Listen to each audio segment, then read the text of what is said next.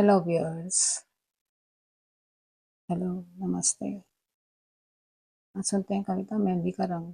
उसने पूछा माँ से सहेली के घर से मेहंदी से लौटने के बाद, सहेली जो 2 दिन बाद ब्याह करके अपने ससुराल जाने वाली है।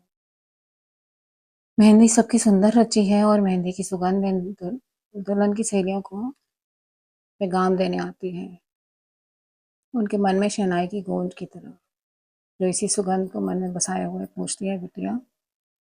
इसी सुगंध को मन में बसाए हुए पूछती है बिटिया। मेरी सभी सखियों का विवाह हो चुका है लगभग। अब उनकी छोटी बहनों के विवाह देख रही हूँ मैं। वह हाथों में लगी मेहंदी भी ताना देती है, मुझको उलाना देती है। समय बीत रहा है प्रतिपल, जानती हूँ मैं। अगर मुझे विवाह करके इस बसे बसाए घर को, पिताजी को और तुम्हें छोड़कर जाना पड़े, ये है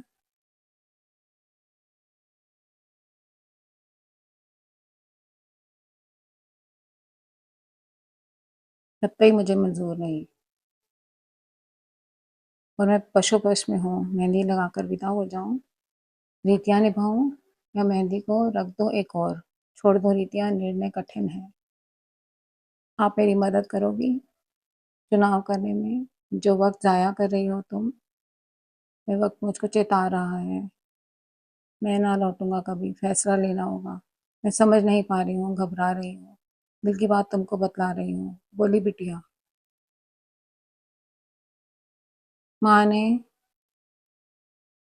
प्रश्न को हाथ पर लिया और अपनी हथेली पर रखकर उसको स्थिरता से बिठाने लगी। पर प्रश्न तो था कि कुलबुला रहा था, कलाबाजियां खा रहा था। प्रश्न तो था कि कुलबुला रहा था, कलाबाजियां खा रहा था। फिर मैंने उसको उपदेश दिया कि बैठ जरा मेरी हथेली पर, और बिटिया की तरफ देखकर उत्तर देने की सोची। मैं इंतजार कर रही थी।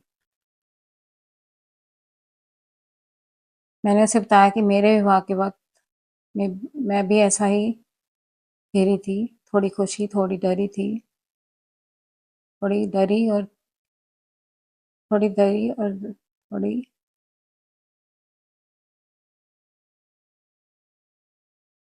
विवाह का मतलब यही है, मेहंदी लगवाना और अगले ही दिन एक अनजाने परिवार को अपना समझकर उसकी परिचर्या में अपना वजूद भुला देना। तो हरगिज ना करना विवाह। घर के सभी सदस्य गृह कार्य को यथोचित बांटने को राजी हों तो ही मेहंदी की सुनना मानना, जीवन पर्यंत इसे लगवाना ऐसा संभव ना हो सके तो फिर कभी मेहंदी को हाथों पर ना सजाना। विवाह करना खुद को मिटाना नहीं होना चाहिए। अपने वजूद को, अपने जुनून को से मेहंदी के नीचे ना दबाना। मैं गुजर चुकी उन गलियों से, और विवाह के बाद मैंने मेहंदी जाने का चाव भी नहीं रखा। यह मेरे जीवन की पहली और आखिरी मुख्य घटना थी। इसके बाद जीवन उपक्रम बनकर रह गया। तुम ये प्रसंग ना दोहराना, सब देखभाल कर चुनना। ऐसा ख्वाब बुनना जिसे तुम तय करो तुम्हारे लिए कोई और नहीं। अपने वजूद का बीड़ा तुम खुद उठाना। अब सो जाओ और नींद खुलते ही जाग जाना। प्रकृति ही तुम्हें सही राह पर ले जाएगी। खुश रहो, मेहंदी के साथ या मेहंदी के बिना, इस पर निर्भर न रहना तुम। मेहंदी को नायिका का किरदार ना देना कभी। मुख्य भूमिका तुम ही चुनना, तुम ही निभाना।